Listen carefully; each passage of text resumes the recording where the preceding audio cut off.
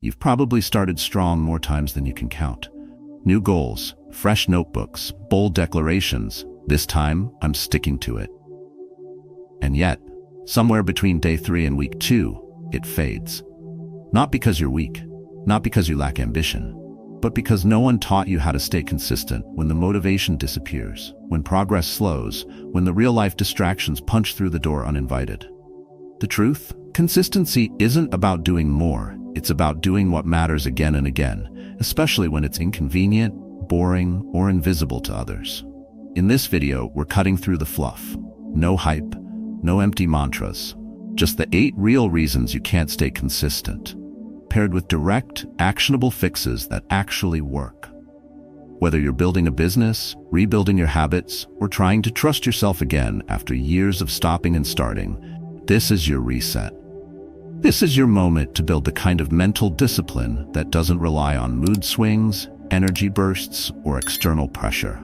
And if even one part of this hits you in the gut, pause and drop your story in the comments. You're not the only one fighting this battle, but the difference starts when you stop hiding it. Subscribe for more no-nonsense strategies on mindset, focus, and personal accountability, because the future belongs to those who follow through. Let's begin. 1. You chase too many goals at once and end up going nowhere. Be honest, how many unfinished goals are floating in your life right now? That fitness program you started last month but dropped after a week. The side hustle you got excited about for 2 nights straight, then ghosted. The self-discipline routine that looked great on paper until reality hit on Wednesday. The truth is, it's not a lack of effort that's holding you back. It's not laziness. It's fragmentation. You've got drive, you've got potential, but your energy is bleeding in 10 directions, and nothing's getting the full weight of your commitment. That's not a motivation problem. It's a consistency killer. The more directions you stretch yourself, the less depth you give to any of them. Your time becomes thin, your focus dissolves, and even your willpower starts to wobble. You tell yourself you're being productive, but what you're actually doing is scattering your strength across too many fronts. You're halfway in, halfway out, mentally switching between goals like tabs on a browser, and every tab left open is draining your clarity. At the end of each day, you're tired, not because you worked deeply, but because you worked distractedly. And the worst part? That exhaustion gives you the false impression that you're making progress, when in fact, you're just circling the same starting line in fancier shoes. When you chase too many goals, even the smallest obstacle feels like a signal to stop. You're not rooted deeply enough in any single direction to push through resistance. That's why the gym plan collapses at the first missed session. That's why the business idea fades when early results don't arrive fast. That's why your routine feels shaky the moment life throws something slightly inconvenient. Because you're not building momentum. You're just dabbling. You're sampling success like a buffet, hoping one bite will change your life, when what you really need is a full commitment to one consistent meal, served daily, without excuses. The modern world thrives on distraction and novelty, and if you're not careful, you mistake new for better. A new project feels exciting, a new goal gives you a dopamine rush. But the people who actually build something lasting? They know that success doesn't come from chasing sparks. It comes from staying in the fire long enough to forge something solid. And here's the kicker.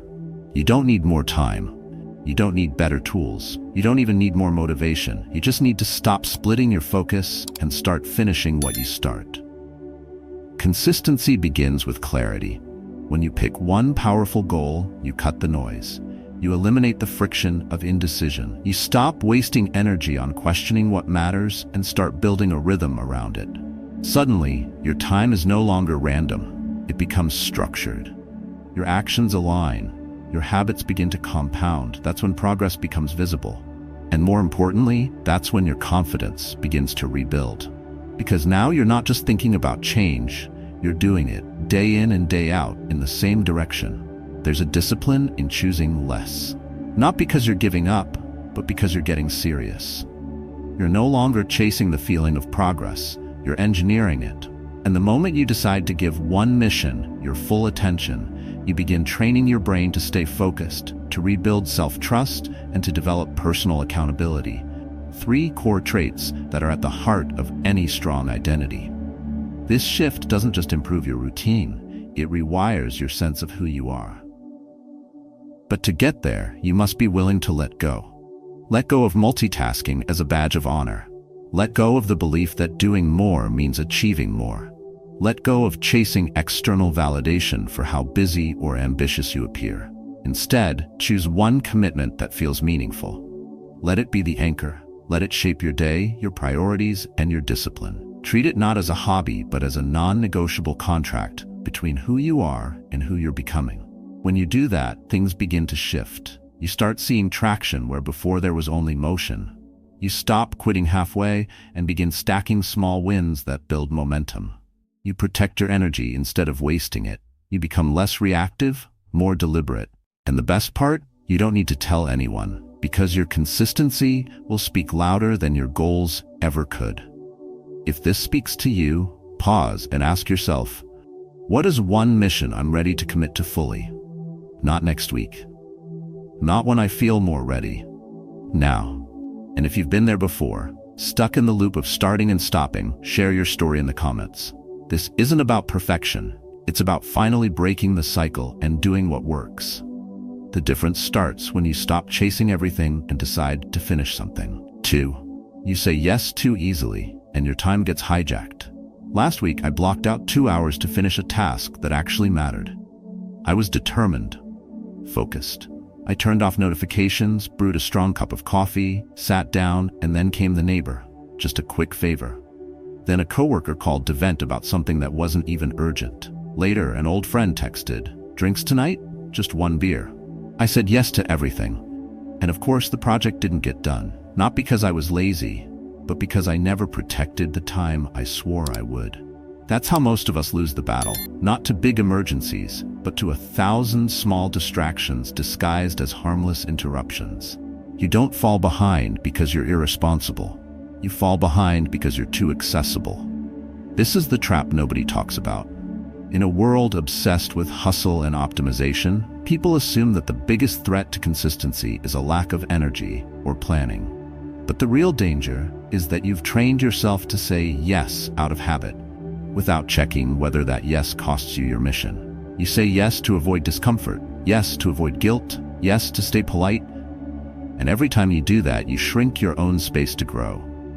You think being agreeable makes you a good person, but too often, it just makes you a person with no time left to build the life you actually want. People aren't hijacking your time maliciously, but the more you say yes by default, the more you become known as the always available one.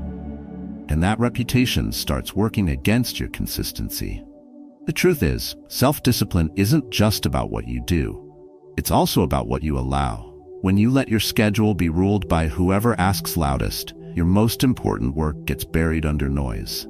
You end the day mentally tired, but spiritually empty, because you were busy, but not effective. You showed up everywhere, but never really made progress in the place that matters most. This is how energy drain works in disguise. It doesn't always come from toxic people or dramatic chaos. Sometimes it comes from good people with bad timing. Sometimes it's small talk you didn't want, an errand you didn't need to run, a conversation that could have waited. All of it seems harmless in the moment, until you realize your goal has been sitting untouched for 3 days. You don't need more motivation to get things done. You need more emotional boundaries around your priorities. And the way to start is surprisingly simple. Pause. Just pause before you respond. Ask yourself a real question. Is this in alignment with the version of me I'm trying to become? If the answer is no, then let it be no. Not rudely, not harshly, but clearly. You don't owe every request a slot in your calendar. You don't need to over-explain or apologize for protecting your energy. Saying no isn't rejection, it's direction. It's choosing to protect your momentum over pleasing someone in the short term. And if that makes some people uncomfortable, let it. Because the ones who truly respect you will understand. The ones who don't are not your responsibility to manage. There's power in choosing your yes. When you stop reacting and start responding with intention, your time stops leaking into places it doesn't belong. your day becomes yours again. You feel lighter, not because you're doing less, but because you're doing what actually matters. And when your actions are aligned with your real priorities, you begin to build mental discipline, not just productivity. You become calmer, sharper, focused not just on activity, but on traction.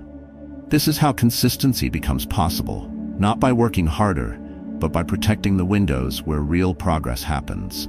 It's not just about time, it's about identity. Because every time you break your plan to please someone else, your brain notices.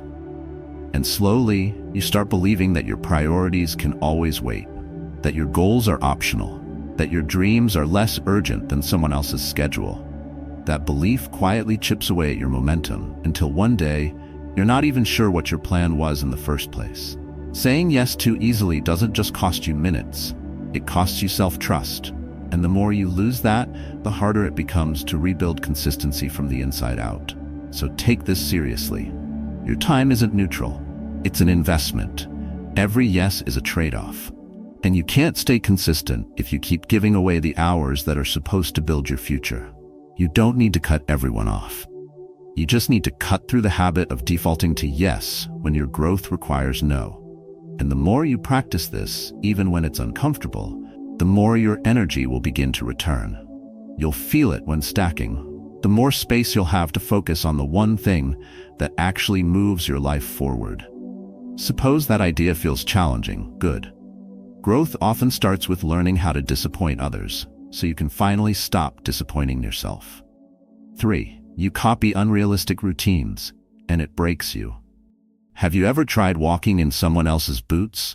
They look great in the ad, rugged, clean, broken in, just enough to seem lived in. But the moment you slide your feet inside, something feels wrong. The fit is off, the pressure points dig in, blisters form before you've taken 5 real steps. That's exactly what happens when you try to follow someone else's routine. You think you're borrowing success, but what you're really doing is borrowing discomfort that doesn't belong to you. The problem isn't that you're undisciplined. The problem is that you're trying to live inside a system that wasn't built for your life. You scroll through YouTube or Instagram and see creators waking up at 4:30 a.m., meditating in silence for 45 minutes, drinking green juice, journaling their life vision, cold plunging into discipline, then reading 40 pages before breakfast. You try to imitate it all, maybe even nail it for a day or two. But by day 5, you're exhausted. Not just physically, but mentally. Your mind starts rebelling, your energy crashes, and everything that felt like progress now feels like punishment. You tell yourself you failed, but the truth is that you were trying to build consistency inside someone else's identity. This is how comparison robs you. It makes you forget that your life has a unique structure. Your job, your family, your sleep needs, your stress levels, your mind, they are not generic. They are yours. When you force a high-performance routine built for someone else's world onto your own, you break not because you're weak, but because the structure doesn't hold. You've spent your energy fighting against your own rhythm instead of building within it.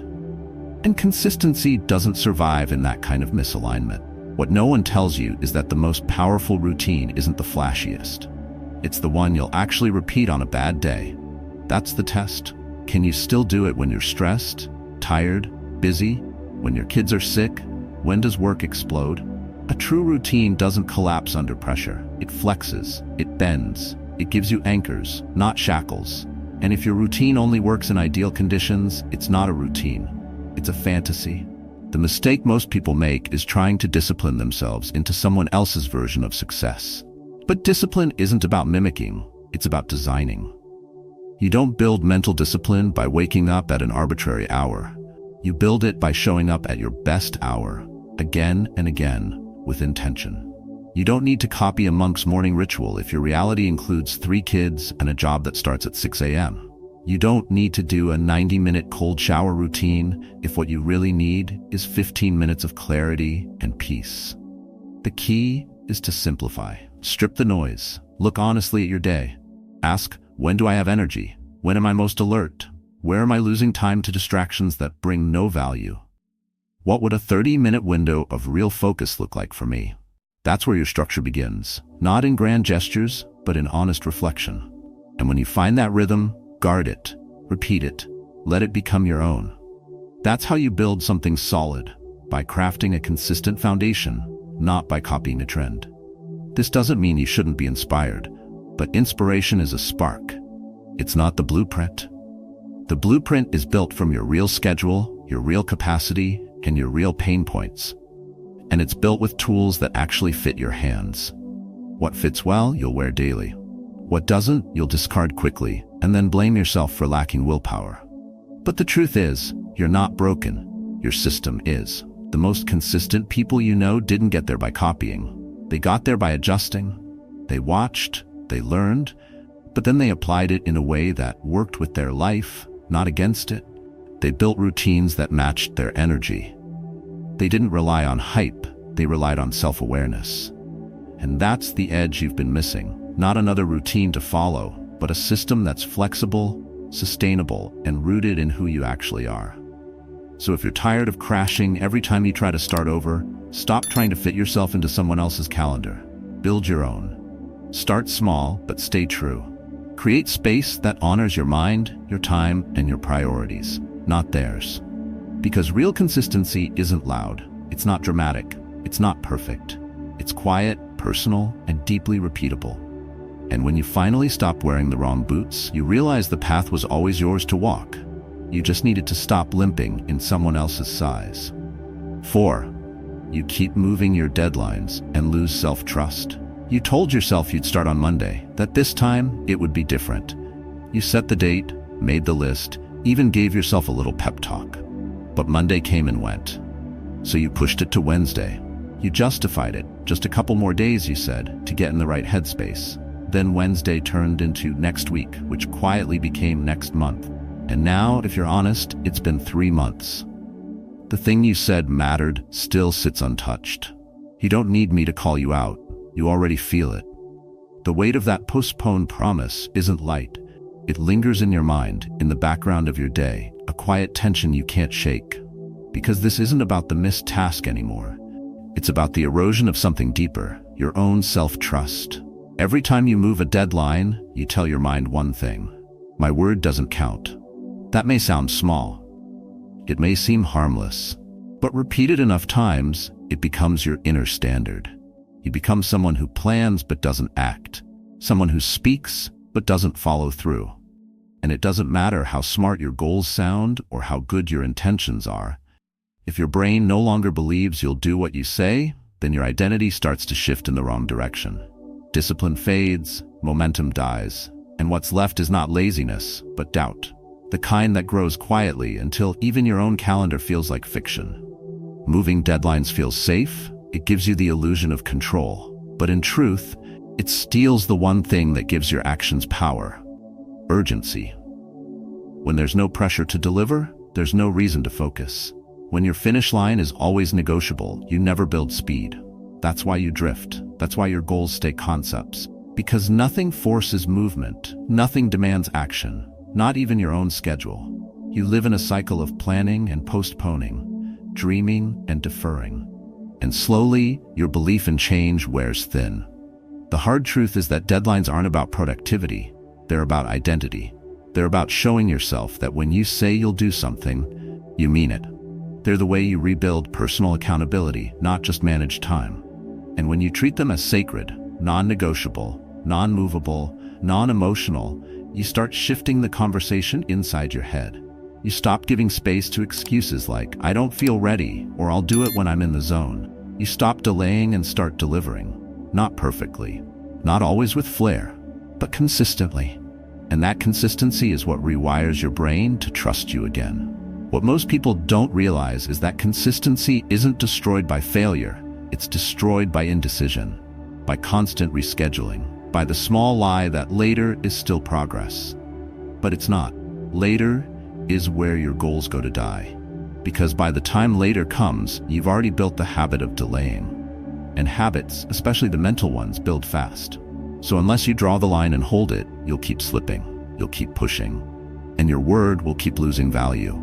So what's the fix? It's not fancy, it's not complicated. You pick a date, and this time, you don't move it. You don't wait to feel ready. You don't ask if conditions are perfect. You don't negotiate with your own discipline. You decide that your deadline is the contract, and when the day comes, you deliver. Even if it's messy, even if it's partial, you follow through not for the result, but for the principle.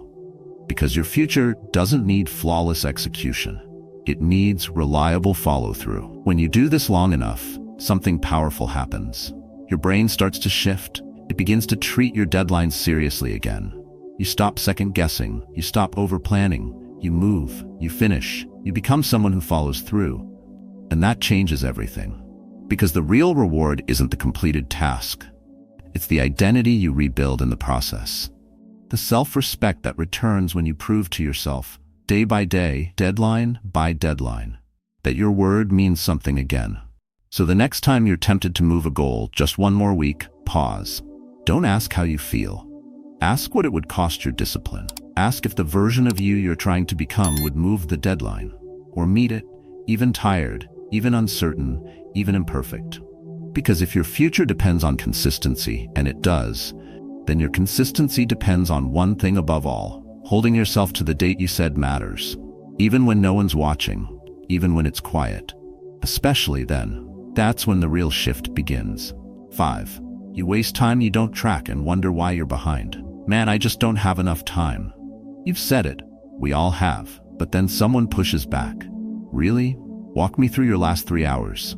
That's when it starts to unravel. You pause, you hesitate, you try to recall. Well, I scrolled for a bit, checked a few messages, took a quick call, watched that short clip from a podcast. And right there, you realize the truth. It's not that your schedule is full. It's that your time is leaking through cracks you don't even notice. You're not overworked. You're just underaware. And in that blind spot, your goals quietly fall apart. Most people aren't losing the game because of big, dramatic failures. They're losing because of small, invisible habits that go unchallenged. Minutes stolen by distractions, hours eaten by autopilot. You feel exhausted at the end of the day, not because you built something real, but because your attention was scattered across a dozen meaningless fragments. It's not a time shortage, it's a clarity shortage. And when you don't track your time, your brain convinces you that you've earned rest, even when no real work has been done. Think about it. You wouldn't spend money without checking your balance. You wouldn't train your body without counting your reps. But when it comes to time, the one resource you can never earn back, you spend it carelessly, assuming the damage isn't measurable. That assumption is what's keeping you stuck. Because what you don't measure, you can't master. You keep wondering why your momentum stalls, why your focus evaporates, and why your self-discipline breaks down by noon. The answer isn't out there. It's buried in your unexamined hours. Here's what makes it worse. Modern distractions are engineered to feel productive. You tell yourself that the podcast is educational, that scroll session is for research, that group chat is important for networking.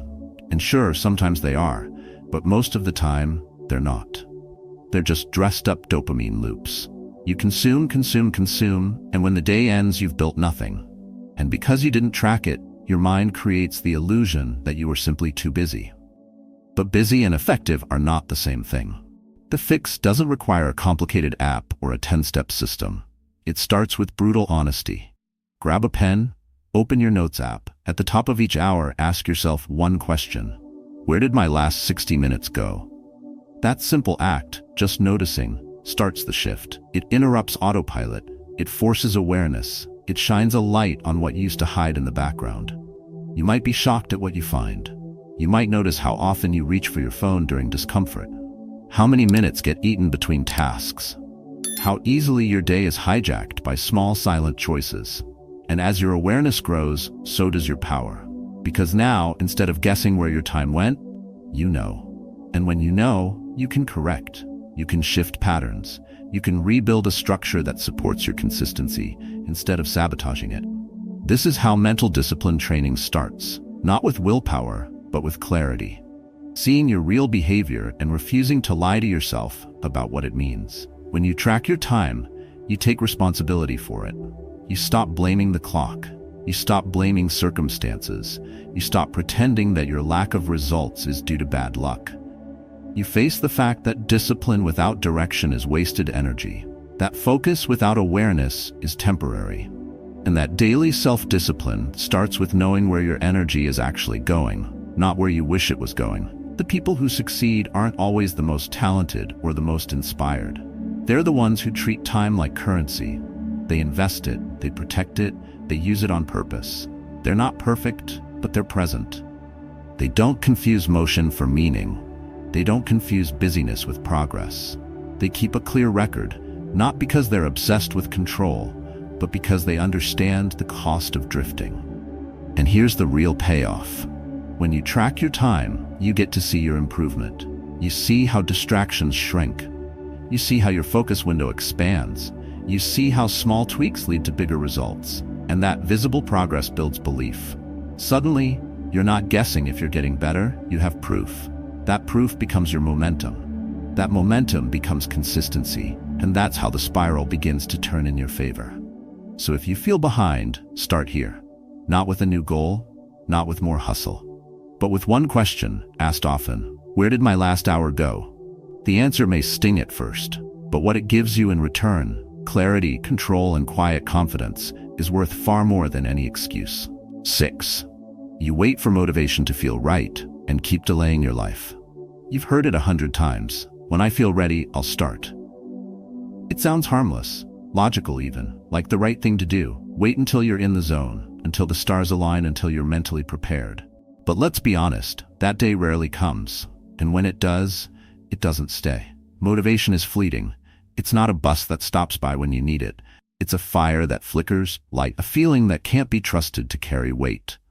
The more you wait for it, the longer you delay the life you say you want. And if you're always waiting to feel it first, all you're doing is decorating the cage of your comfort zone, making it look productive while nothing actually changes. This is where most people get trapped. They confuse energy with commitment. They believe the lie that action should feel good first. But meaningful change doesn't begin with excitement. It begins with emotional self-control, with the choice to move when everything in you says pause. You don't train your mindset by acting only when it's easy. You train it by showing up when it's inconvenient. That's when discipline is born. That's when mental strength is built. And ironically, that's when motivation shows up, not before you act, but because you acted. The truth is, motivation is a side effect of movement. You don't wait for it, you generate it. Like heat from friction, it builds through consistent effort, especially on days you feel disconnected, tired, or off track. The mistake is assuming that a lack of motivation means something is wrong. It doesn't. It just means you're human. But if you've built your habits on the condition of feeling ready, you've built a foundation that cracks the moment discomfort shows up. And discomfort always shows up. So what's the alternative? You chase standards, not sensations. You build a rhythm that survives mood swings. You follow through not because it feels good, but because you said you would. You turn your word into a command, not a suggestion. And in doing so, you stop being reactive and start becoming reliable. Because in the long run, it's not the motivated people who win. It's the consistent ones. The ones who do the work anyway. The ones who move when their emotions whisper "not today" and respond with action instead of an excuse. Every time you skip something because you're not in the mood, you train yourself to obey your feelings. But feelings don't build structure. They drift. They delay. They distract. Your ability to stay consistent depends on your ability to act outside of emotional permission. You don't need to feel like it to do it. You just need to develop personal accountability.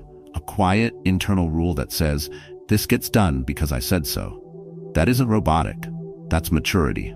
What you'll find is this: the first 5 minutes are the hardest. That's the threshold. Once you cross it, something shifts. The mind follows motion. You start to focus, you begin to engage, and suddenly the task that felt impossible becomes manageable. Not because your energy changed, but because your identity did. Because you stopped treating action as optional. Because you replace delay with decision. This shift is what separates dreamers from doers, the ones who drift from plan to plan, hoping the next wave of excitement will last longer. And the ones who lock in, show up, and keep showing up long after the spark is gone. The spark is fun, but it doesn't last.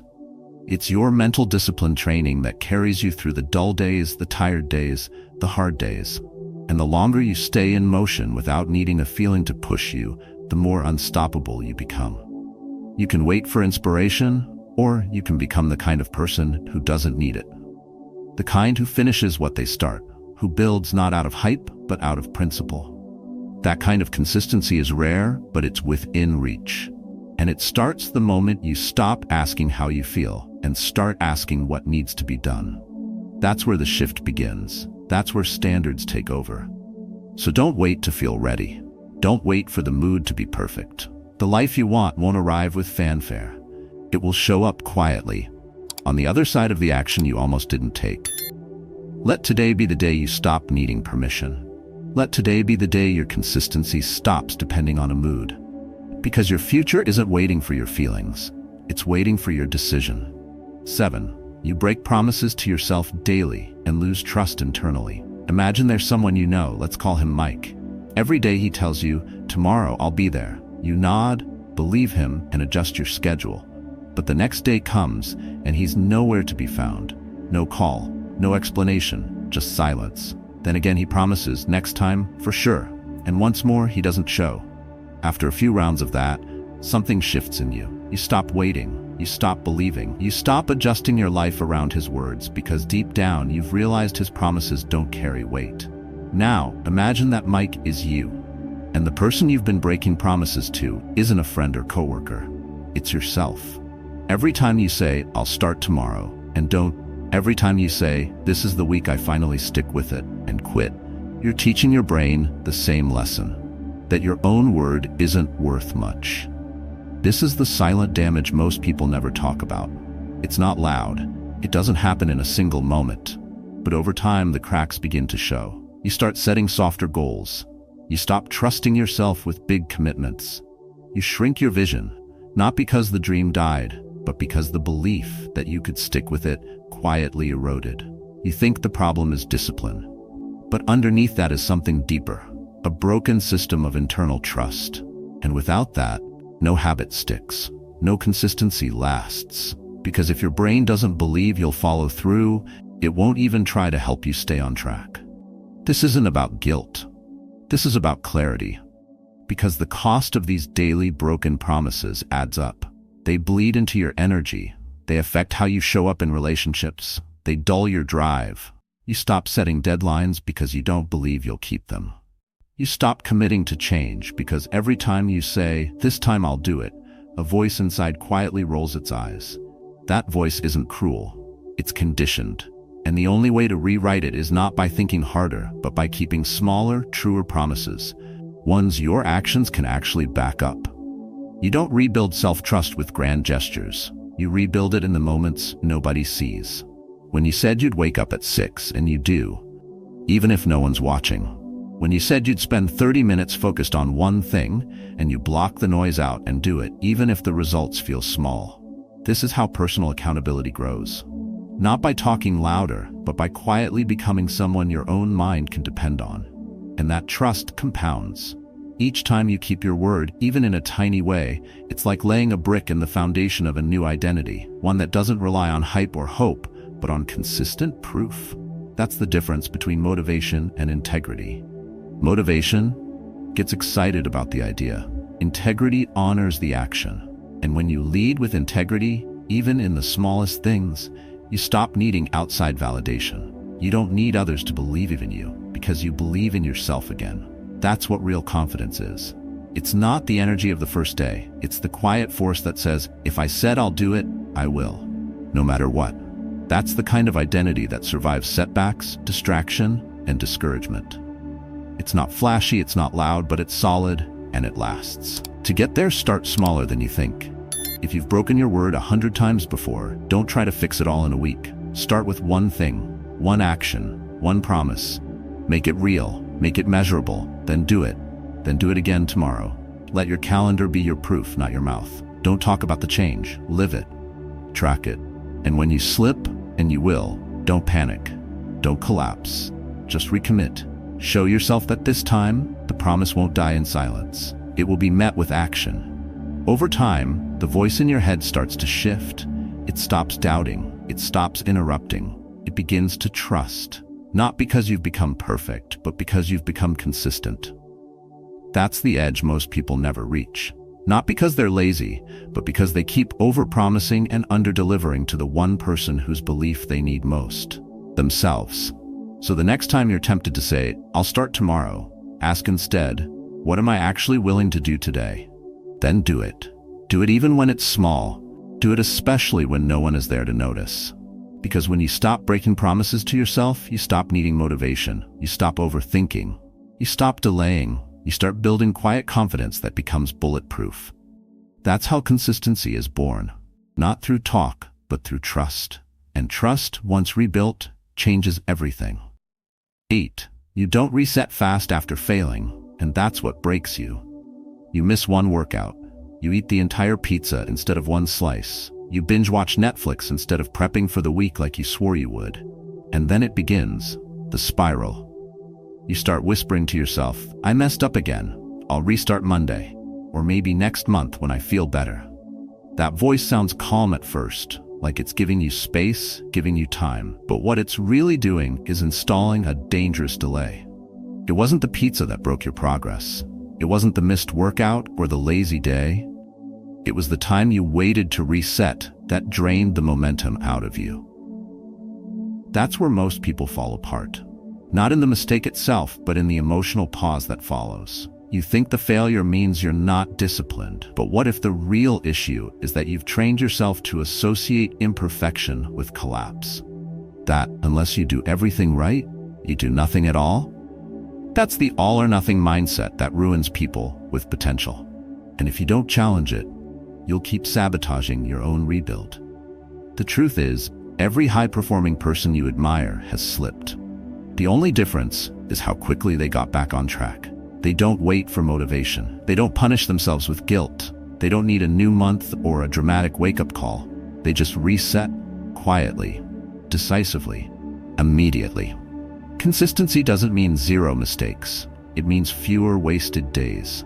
And the only way to make your days count is to stop waiting for the perfect comeback. You don't need a new journal or a new plan. You need a system that expects failure and builds recovery into the routine. Because when your standard is perfection, one slip feels like a collapse. But when your standard is show up again, even your worst day has a lifeline. And that lifeline is built on a decision. No matter how I fall, I rise the next day. Non-negotiable. Let's get brutally honest. What destroys your consistency isn't the external chaos, it's the internal shame. It's how you talk to yourself when things don't go as planned. You go quiet, you disappear from your goals, you ghost your own routines. And all the while, you keep feeding yourself the same lie. I need to feel better first. You don't. You need to act. Action is what clears shame. It's what shakes the dust off and restarts momentum. Feelings can come later, but right now what you need is motion. Forward, no matter how slow. If you want to build unbreakable consistency, build a reset rule. Something so simple, so grounded, that even when your emotions are spiraling, you can hold on to it. For example, if I miss a habit today, I must return tomorrow. No debate. That's your anchor. That's how you stop turning one mistake into 5. Because the delay between your fall and your comeback is the true danger zone. The longer you wait, the louder the self-doubt becomes. The more you analyze what went wrong, the more paralyzed you get. And soon, you're not just dealing with a missed workout, you're dealing with identity erosion. Every time you delay your reset, you give power to the part of you that wants comfort more than growth. That part isn't evil. It just wants safety. But you're not here to play safe. You're here to train your consistency like a muscle. And like any muscle, it doesn't grow when things go perfectly. It grows when you push through resistance. Through the days that don't look impressive, but still move you forward. That's how emotional resilience is built, by shortening the time between your fall and your return. So stop making your slip-ups a story. Stop narrating your guilt like it's a plotline worth repeating. What happened, happened. You're human. Fine. Now what? You either sit in the mud, or you wipe your face and take one step forward. That's the rule. No drama, just movement. Even when your confidence is shaken, even when you feel like a fraud, even when the old voice in your head says, "Here we go again," you respond with action. That's how you turn shame into strength. In the end, consistency isn't a streak. It's a decision to always return. No matter how messy, no matter how late, no matter how tired. The most powerful people you'll ever meet aren't the ones who never fall. They're the ones who never let a fall decide who they are. So let today be your reset, not because it's convenient, but because your identity demands it. The faster you return, the less power failure holds. And when failure no longer controls your rhythm, you become unstoppable. Not perfect, not flawless, but consistent. And that's what builds legacies. One reset at a time. Consistency isn't magic. It's not something you're born with or something you wait to feel.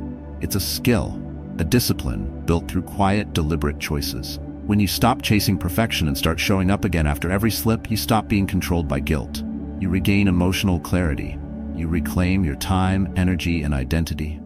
Most people break not because they fail, but because they don't know how to reset. They drift in silence, hoping one day they'll feel ready. But that day never comes unless you act first. So today, let this be your shift. Detach from outcomes you can't control. Focus on one mission: protect your energy. Rebuild trust through daily action. The way forward isn't about doing more, it's about doing what matters with discipline. So tell me in the comments, which of these 8 reasons hit hardest for you? And more importantly, what will you do differently starting tomorrow? If this video brought you clarity, helped reframe your mindset, or gave you a practical way to overcome inconsistency, leave a like and subscribe. We'll keep going deeper into how to master your emotions, protect your peace, and train a stoic mindset that actually lasts.